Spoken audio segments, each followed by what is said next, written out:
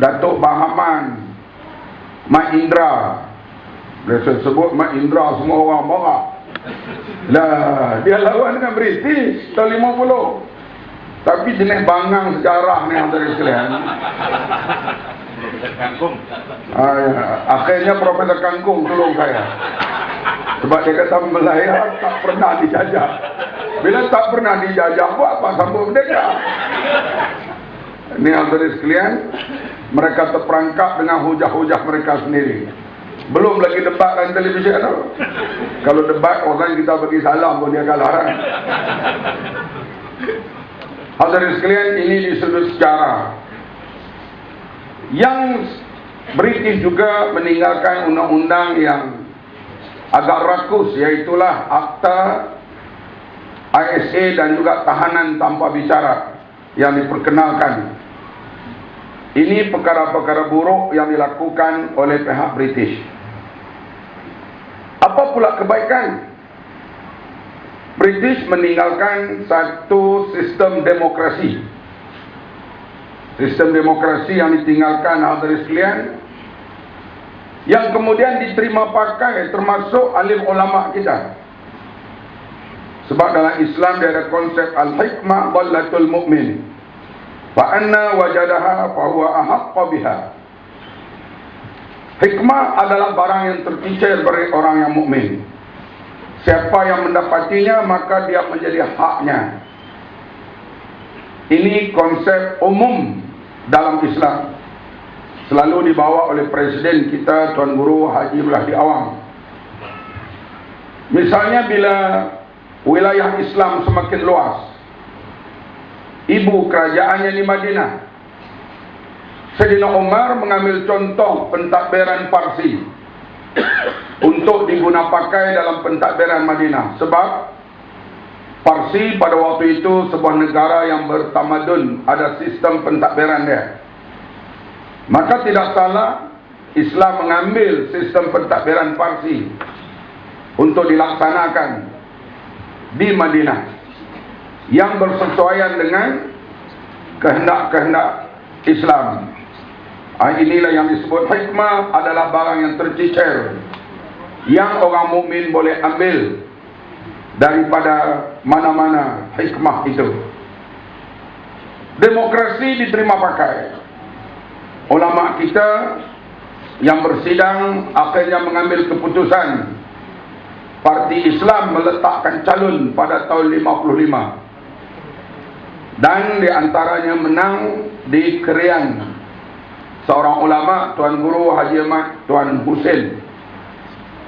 Semua tuan-tuan tahu tempat persidangan mesyuarat ulama-ulama dulu di Semenanjung ialah di kawasan rumah Pak Lah Badawi. Pak Lah Badawi itu bapa dia tu bekas ketua pemuda PAS. Ahli mak dia Datuk Kailan, ahli PAS nombor 13. Sebab itu Pak Lah masa jadi Perdana Menteri dia serang PAS taklah teruk sangat. Sebab dia tahu keturunan dia dulu PAS. Hadirin yang dihormati sekalian, apa perkara yang baik lagi yang ditinggalkan oleh British? British meninggalkan satu sistem pentadbiran dan melahirkan pegawai-pegawai yang berintegriti dan berwibawa. Pegawai yang ditrain oleh British jauh wibawa dibandingkan dengan pegawai yang ditrain oleh Intan sekarang. Out of order.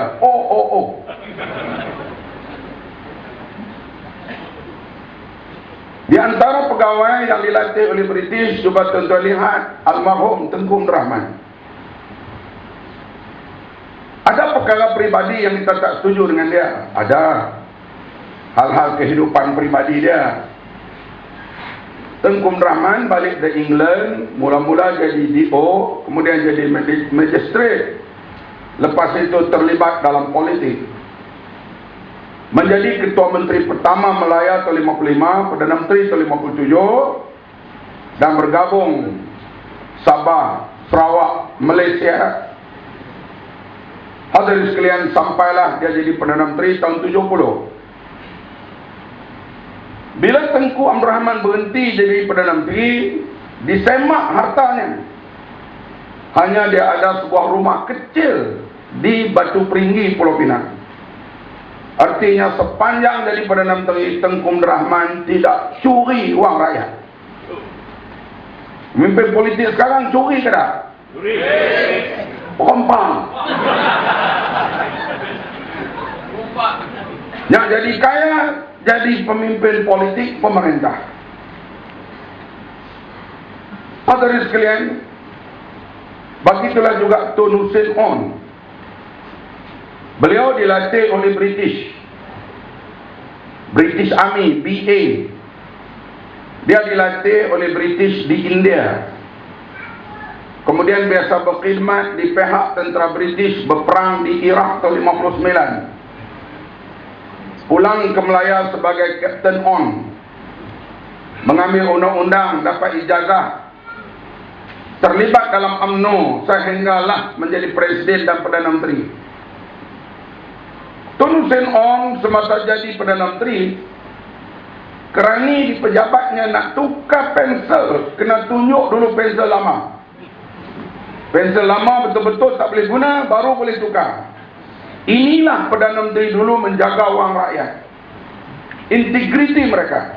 Ini trained by British. Sampai sekarang kalau tuan-tuan pergi England, inilah dia pegawai-pegawai kerajaan British. Walaupun parti pemerintah bertukar, Labour Party konservatif,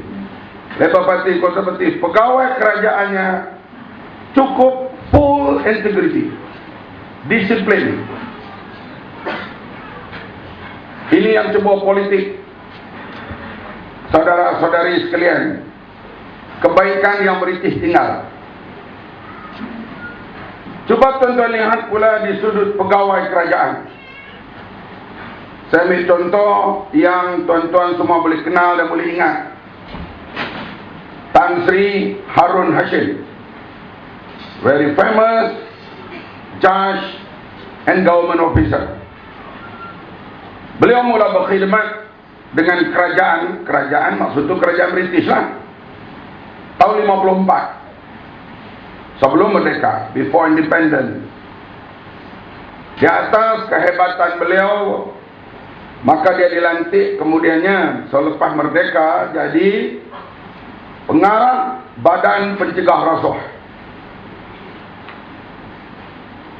Dia harus sekalian menjalankan tugas without fear and favor, tak takut pada siapa. Misalnya dia nak tangkap orang besar, Menteri Besar Terengganu. Setelah dia kumpul bukti, dia pergi jumpa Tengku Abdul Rahman, Perdana Menteri. Dia kata, Tengku, dia guna bahasa merendah diri lah, patut nak menjalankan tugas. Tengku tanya dia, siapa pula yang hang nak tangkap? Tengku ni dia cakap Kedah ya. Dia kata, orang besar Tengku. Siapa dia?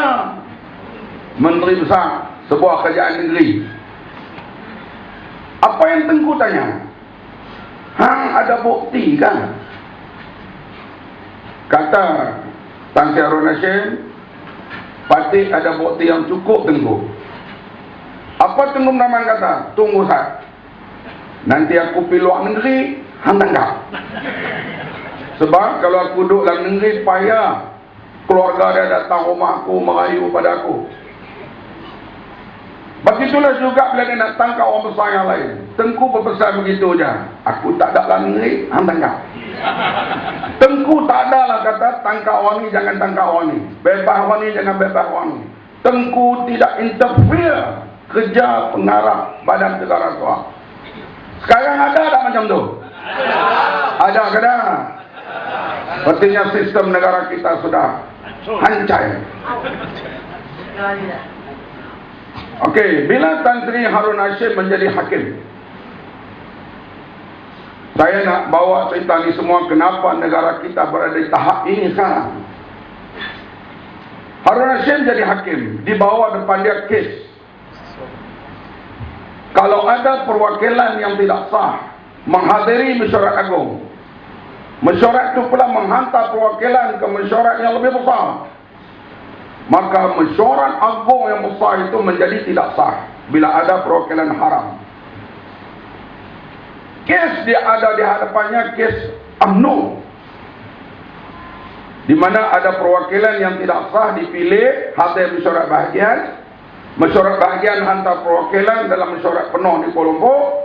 Maka pertubuhan itu kerana ada beberapa orang perwakilan yang tidak sah akta pertubuhan waktu itu, maka pertubuhan itu boleh disiharkan tidak sah. Kes dibawa pada depannya kes UMNO. Hadirin sekalian, kalau hakim yang tidak wibawa berani nak istihar UMNO haram. Ini bukan parti star ataupun bukan parti kecil, parti pemerintah UMNO. Harun Hashim istihar, parti itu haram. Sebab dia melihat pada kes, bukan dia melihat pada orang. Inilah wibawanya sistem kehakiman Malaysia pada waktu itu. Sebab itulah hakim-hakim Malaysia bila pergi ke sidang Commonwealth, sebut saja hakim Malaysia selalunya berlaku standing ovation. Orang akan berdiri hormat bila sebut hakim atau pengamal undang-undang dari Malaysia. Sekarang hakim yang memutuskan bahawa rampasan kuasa di Perak itu sah, baru-baru ini hakim itu dan isterinya dan peguam yang mewakili itu mendapat projek 3 bilion untuk buat lebuh raya. Lingkup dah negara kita? Lingkup. Please, saudara di sini orang yang belajar, ke arah mana nak pergi negara kita? Inilah hadirin sekalian, kita lihat integriti pegawai, integriti mahkamah, integriti orang-orang politik hilang. Kita pergi kepada SPR. SPR mula-mula mengendalikan pilihan raya sepenuhnya oleh British tahun 55. That is the first election in Malaya. After independence, lepas merdeka, kita pilihan yang pertama ialah tahun 59. Masa itu Sabah belum. Kebanyakan pengundi di Semenanjung pada waktu itu masih lagi buta huruf. Kebanyakanlah di kampung. Masa itu yang jelek huruf adalah mereka yang mengaji pengajian pondok. Sekolah kebangsaan ini terlalu sedikit. SPR pergi masuk kampung daftar orang mengundi, dia tak fikir langsung soal orang itu nak pilih parti mana. Tugas pegawai SPR ajak isi borang, tak boleh isi, mereka isi. Orang kampung hanya cok jari. Bila berlaku pilihan raya tahun 59 untuk perhatian anak-anak muda sekalian, dia betul-betul parti lawan parti. Tengku Rahman ambil cuti sebagai Perdana Menteri, dia round seluruh Melaya, berlawan dengan pembangkang. Pembangkang yang kuat pada waktu itu di Melaya sana, Front Sosialis dan Bulan Bintang. Bulan Bintang itu pas lah. Pada yang sama, parti politik bergilir ganti. Sekarang ada tak macam tu? Ada tak pada sekolah kita boleh bergilir ganti dengan UMNO? Jakun dah negara kita ni. Habis dah, lingkup habis kalau tak buat perubahan. Pada yang sama, saya masih ingat waktu itu sebab kita kecil-kecil lah tahun 69. 59 pilihan raya saya tak ingat. Tahun 69 saya ingat. Ayah saya naik basikal, bawa saya di atas pelantar basikal tu kayu. Minggu ni pergi tengok Datuk Asri. Saya bukan tahu, wah, mereka berucap, kita makan kacang putih. At that time. Minggu depan pula ayah saya bawa pula pergi tengok Tengku Rahman berucap. Kita tak tahu, jadi ayah kita lah bawa. Artinya di padang yang sama, parti politik yang berlainan berucap. Bila datang hari mengundi, saudara sekalian, Calon-calon, ada polling agent pun tak apa, tak ada pun tak apa. Ada counting agent pun tak apa, tak ada pun tak apa. Hari mengundi, hadirin sekalian, kalau tak ada agent itu, SPR dia kira dengan betul. Sekarang kalau tak ada counting agent, tak ada polling agent, SPR tipu ke dah? Tipu ke dah? Mana pergi kewibawaan, integriti pegawai? Sebab itu di masa itu tahun 59, 69 banyak calon-calon bebas boleh menang. Ada seorang calon bebas di Selangor namanya Cikgu Jabar, Selangor. Dia kempen pilihan raya hanya di kedai kopi. Hari mengundi kereta tak ada, polling agent tak ada, counting agent tak ada. Dia tak pergi pun tempat kira undi. Tiba-tiba orang beritahu kepada dia, cikgu menang. Sekarang kalau calon tak pergi, wakil calon tak pergi, tak ada counting agent, SPR tipu ke tidak? Inilah wahai anak-anak muda, adik-adik sekalian, negara kita sudah hilang identiti, integriti sebagai sebuah negara demokrasi. Hadirin yang dihormati sekalian, bidang kehakiman, alih-alih politik, bidang pentadbiran, bila mulai rosak di Malaysia ini? Tuan-tuan agak bila? Sejak pemerintahan Mahathir Mohamad. Inilah bapa pelingkup negara. Kalau ada poli buat rakaman akal elok, Dr. Mahathir bapa pelingkup negara. Saya depan dia pun saya boleh kata di belakang semua ni. Memanglah semua parti politik bertanding pilihan raya nak menang. Kami pun nak menang tanding di Sabah. Nak buat macam mana? Hilang deposit. Dulu. Nak menang is normal. Tapi hadirin sekalian, bila UMNO masuk ke Sabah, untuk menang pilihan raya dimulakan dengan projek M.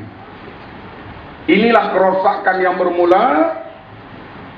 Mendaftar tanpa ikut peraturan yang sampai sekarang jadi isu besar di Malaysia dan antarabangsa, hal daftar rakyat di Sabah ini. Daftar rakyat yang tulen, yang bermastautin, yang betul dapat IC, tak apa, tapi ada kad kenalan sementara, ada kad kenalan sementara palsu, ada peribumi Sabah yang tak dapat kad kenalan. Betul ke tak ni? Sampai sekarang, sebab itu Najib Tun Razak datang melawat Sabah bulan lepas, dia cabut balik sebelum buat press conference. Di antaranya wartawan akan tanya dia bila nak mula RCI, Royal Commission IC. Ini kelulusan jawatan kuasa khas Parlimen supaya buat Royal Commission Suruhanjadi Raja Hal Sabah. Sinilah. Dan hadirin sekalian, masa saya duduk dalam kem Kemunting tahun 87, kursus kali yang kedua. Kali yang pertama saya ditahan dan dibuang daerah saja, dipanggil perintah sekatan 2 tahun genap. Kali kedua dihantar ke kem Kemunting. Tapi masa tu taklah sunyi, sebab dalam kem tu ramai.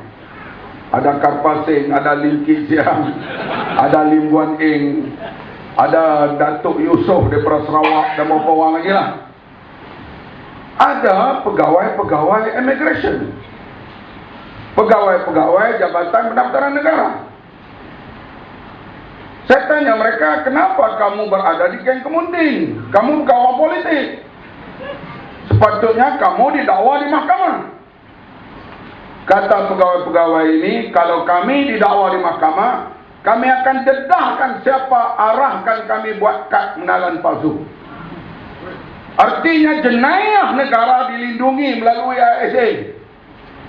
Jahanam tak negara kita? Ini jenayah negara dilindungi melalui akta ASA.